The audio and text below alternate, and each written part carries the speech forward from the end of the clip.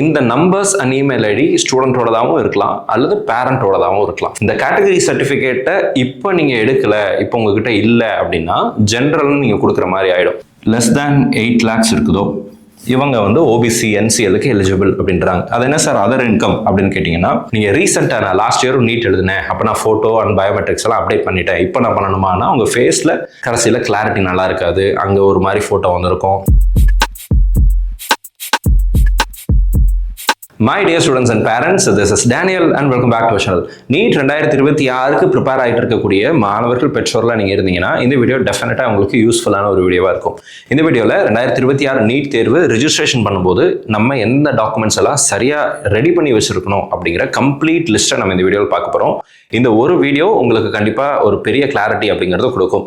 இந்த வீடியோவை உங்களுடைய நண்பர்கள் உறவினர்கள் யாராவது நீட் எழுத போகிறாங்க, டாக்டர் ஆகணும்னு ஆசைப்படுறாங்க அப்படின்னா அவங்களுக்கு மறக்காமல் ஷேர் பண்ணிடுங்க.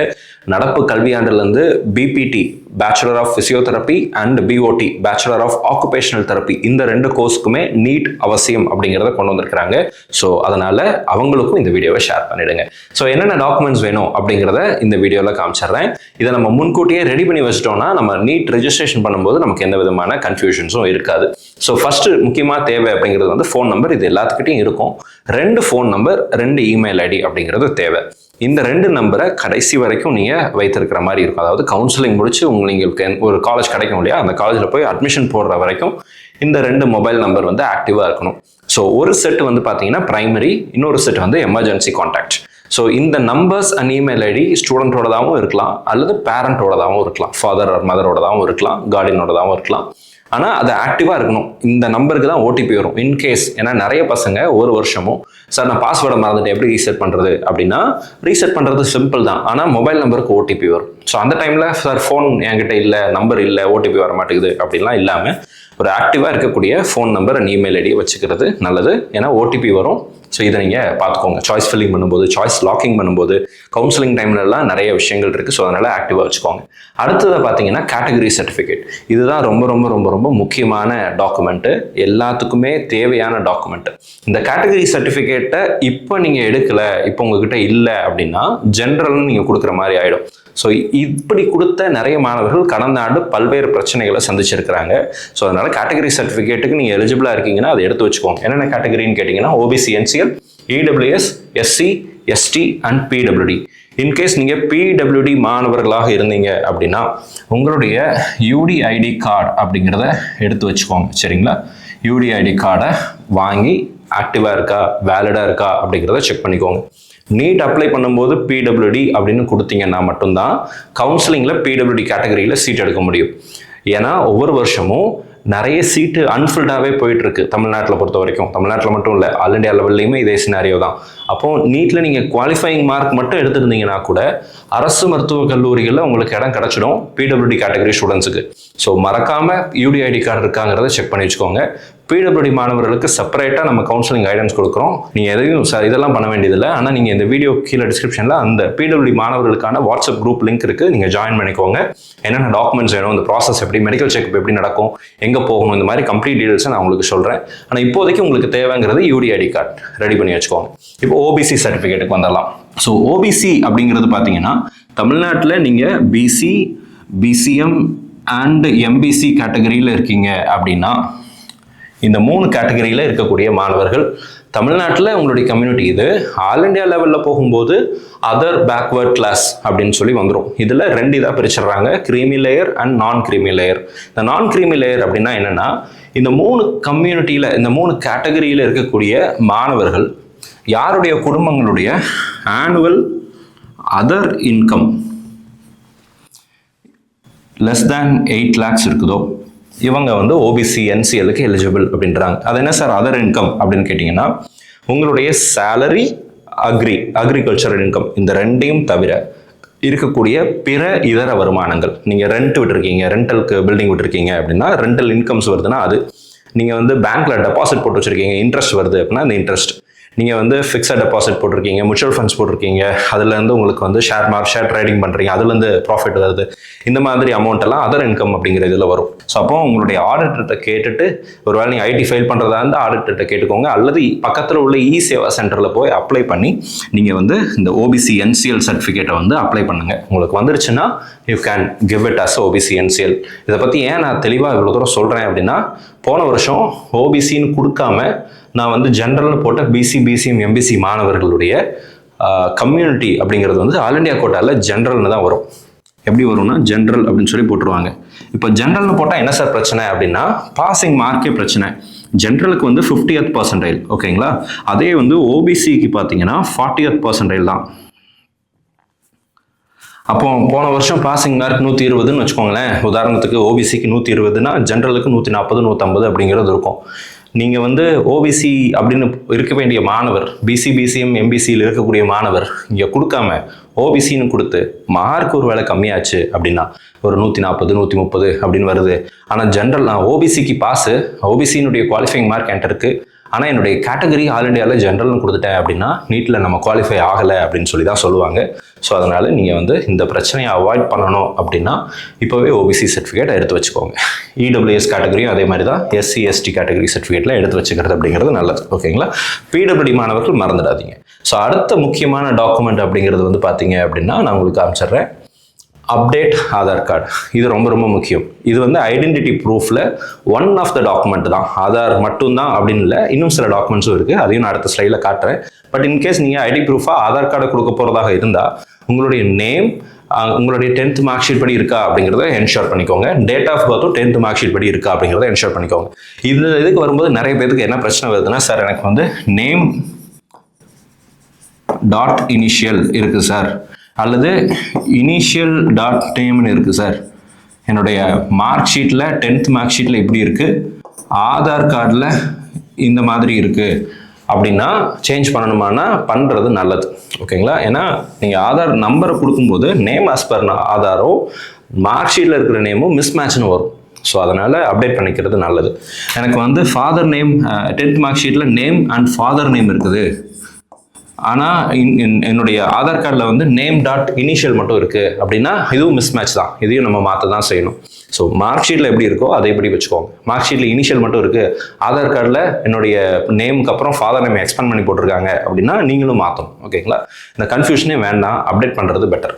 டேட் ஆஃப் பர்த் கரெக்டாக இருக்கான்னு பார்த்துருங்க, அதெல்லாம் ரொம்ப முக்கியம். அடுத்து உங்களுடைய அட்ரஸ் கரெக்டாக இருக்கா அப்படின்னு பார்த்துக்கோங்க. அடுத்தது பார்த்தீங்கன்னா ஃபோட்டோ. இந்த ஃபோட்டோங்கிறது வந்து நான் சின்ன வயசில் எடுத்தேன். ஆதார் கார்டு எடுக்கும்போது ஃபோட்டோ எடுத்த ஃபோட்டோ தான் இருக்குது. நான் ரொம்ப குட்டி பிள்ளையாக இருக்கிற ஃபோட்டோவாக இருந்துச்சுன்னா அப்டேட் பண்ணுறது அவசியம், ரொம்ப ரொம்ப அவசியம்.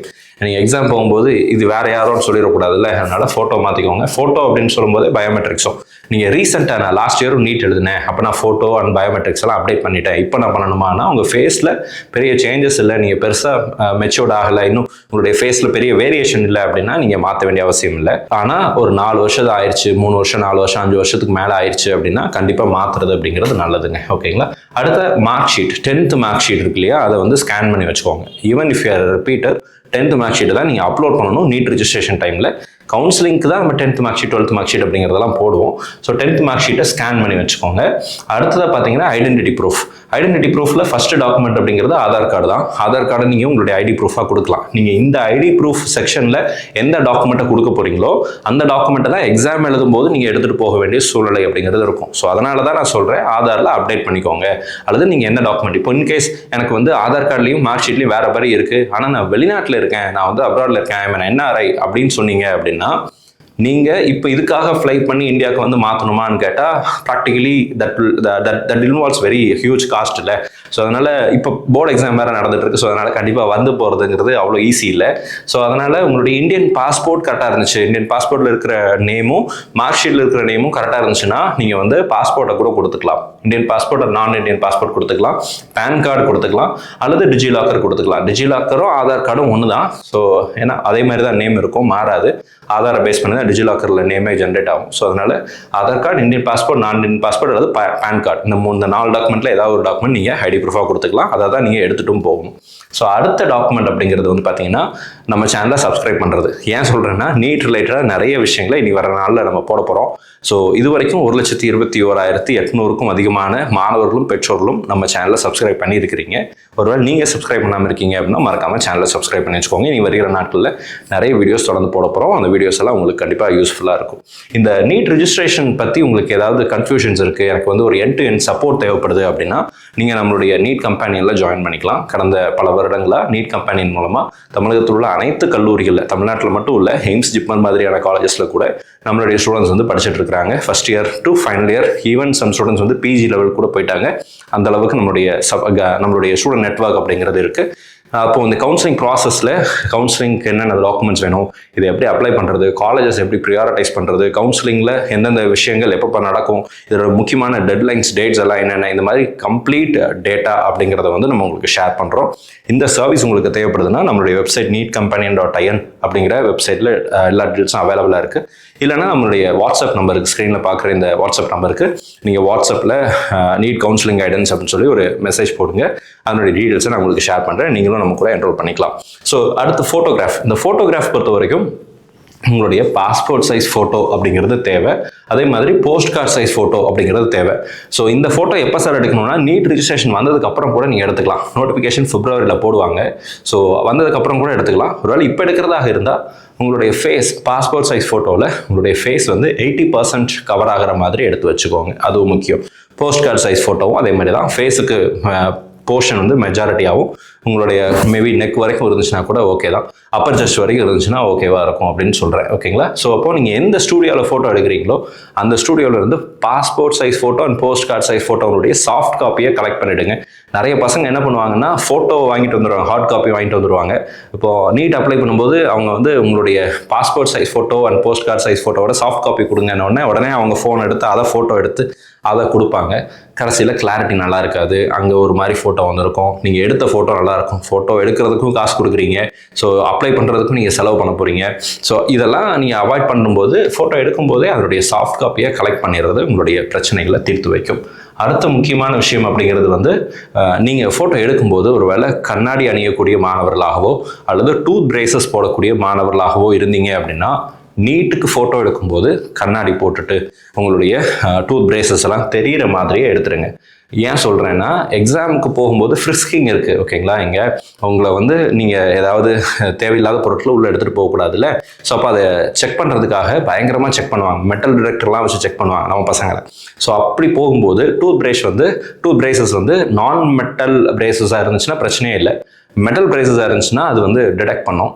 நிறைய இடங்களில் ஒன்றும் சொல்ல மாட்டாங்க. ஆனால் யாராவது ஏதாவது சொல்லிட்டா நம்ம பசங்க 1 வருஷம் 2 வருஷம் படிச்சுட்டு ரொம்ப ஒரு ஹை ப்ரெஷரில் தான் எக்ஸாமுக்கு போவாங்க.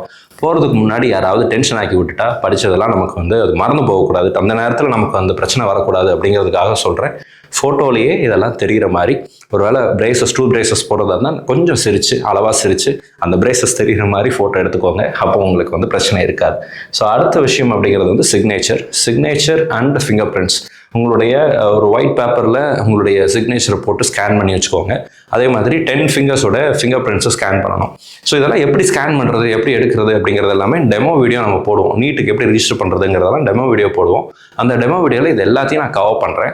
ஸோ ஸ்டார்டிங் நீட் ஃபஸ்ட்டு பேஜ்லேருந்து கடைசி சப்மிஷன் பேமெண்ட் வரைக்குமே அந்த ப்ராசஸ் ஃபுல்லாகவே நம்ம வீடியோவில் போடுவோம். ஸோ மறக்காமல் சேனலை சப்ஸ்கிரைப் பண்ணி வச்சுக்கோங்க. ஸோ இது வரைக்கும் நீங்கள் நம்ம வீடியோவை லைக் பண்ணாமல் இருந்தீங்க அப்படின்னா மறக்காமல் வீடியோ லைக் பண்ணிடுங்க. அண்ட் இந்த வீடியோ உங்களுடைய நண்பர்கள் ஒருவர்களுக்கு மறக்காமல் ஷேர் பண்ணிடுங்க. இந்த வீடியோவை நம்ம முன்கூட்டியே பதிவு செய்வதற்கான காரணம் அப்படிங்கிறது வந்து இந்த டாக்குமெண்ட்ஸ் எல்லாம் நீங்கள் ரெடி பண்ணி வச்சிட்டிங்கன்னா கவுன்சிலிங் ரிஜிஸ்ட்ரேஷன் டைமில், நீட் ரிஜிஸ்ட்ரேஷன் டைமில் நமக்கு எந்த விதமான ஸ்ட்ரெஸ்ஸும் ப்ரெஷரும் இருக்காது அப்படிங்கிறதுக்காக தான். ஸோ மறக்காமல் டாக்குமெண்ட்ஸ் எல்லாம் ரெடி பண்ணி வச்சுக்கோங்க. ஏதாவது டவுட்ஸ் இருந்துச்சுன்னா கீழே கமெண்ட் செக்ஷன் டைப் பண்ணுங்கள். அடுத்த வீடியோவில் அதற்குரிய பதில்களை நம்ம எக்ஸ்பிளைன் பண்ணலாம். All the very best and thank you so much. நம்ம சேனலில் பார்க்கக்கூடிய மாணவர்கள் மற்றும் பெற்றோர்களுக்கு அவங்க விரும்பின மருத்துவ கல்லூரிகளில் இடங்கள் கிடைக்கணும். இந்த வருகிற நீட் எக்ஸாமில் நல்ல மதிப்பெண்கள் உங்களுக்கு கிடைக்கணும்னு சொல்லி உங்களுக்கு அப்ளை பண்ணிக்கிறேன். All the very best and thank you so much.